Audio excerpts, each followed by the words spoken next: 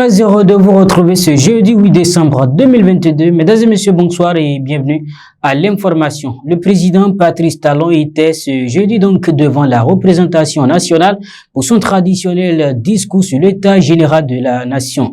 Un discours qui dresse le bilan des actions, des efforts communs avec des perspectives au profit de toute la nation. Et après cette adresse du chef de l'État, quelques acteurs politiques ont livré leurs impressions au micro de First Africa TV de Jacob Nyancha. Je vous invite à le suivre. On note dans le discours du chef de l'État de bonnes perspectives pour notre pays. Et dans son discours, il a abordé l'aspect sécuritaire, il a fait ressortir le terrorisme et aujourd'hui le Bénin est plus offensif que défensif. Et aussi, il a parlé du volet santé. Il y a l'assurance pour tous qui serait une effectivité au Bénin dès l'année 2023. Il a parlé de l'hôpital de Calavi qui est en construction. Il a mis l'accent aussi sur la rénovation des hôpitaux, des centres de santé universitaires. Il a mis aussi l'accent sur le secteur de l'énergie. Nous avons eu droit à un discours qui a abordé tous les secteurs de la vie socio-économique au Bénin. Un discours bilan qui, ma foi, est assez élogieux, même s'il l'a présenté avec beaucoup d'humilité parce qu'il a reconnu que tout n'est pas encore parfait et que beaucoup reste à faire. En cela, il a annoncé les grands chantiers pour l'avenir et il a réitéré son engagement de tous les jours d'œuvrer à ce que très bientôt les conditions de chacun des Béninois soient améliorées encore plus. Et là où moi j'ai beaucoup plus apprécié le chef de l'État aujourd'hui, c'est son engagement à beaucoup plus travailler pour les générations futures.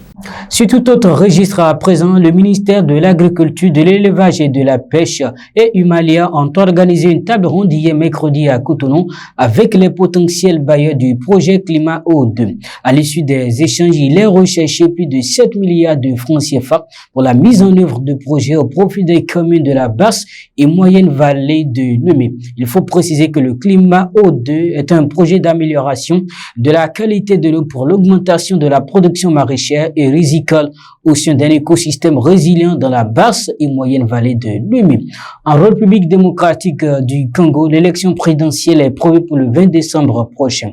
À quelques jours du démarrage du processus électoral, 16 pays occidentaux dont la France et les États-Unis, mais aussi l'Union européenne, ont publié hier mercredi un communiqué pour rappeler l'importance de la création des conditions permanentes, des conditions bien entendu permettant la tenue des élections libres et transparentes dans l'ensemble du pays. Ils entendent réaffirmer leurs attachements aux principes partagés de transparence, de liberté, d'inclusivité et d'impartialité à chaque étape du scrutin. Et pour finir, Luis Enrique n'est plus le sélectionneur de l'équipe nationale d'Espagne. La Fédération espagnole du football a mis fin à ses fonctions ce jeudi. Une décision qui intervient après l'élimination de la Roja par le Maroc en huitième de finale de la Coupe du Monde Qatar 2022. Mesdames et messieurs, vous êtes à la recherche d'une structure pour l'entretien de vos bureaux, maisons et bien d'autres. Une seule adresse, email. Vous avez besoin d'un service d'entretien de vos espaces verts, d'un service d'entretien de linge ou encore de nettoyage de chantier, plus de soucis à vous faire. La structure email est à votre disposition.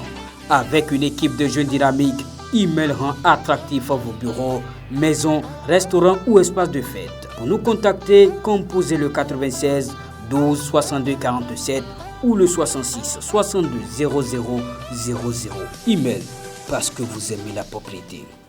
Merci de votre attention et passez une excellente soirée en compagnie de First Africa TV. C'est le vrai visage de l'information.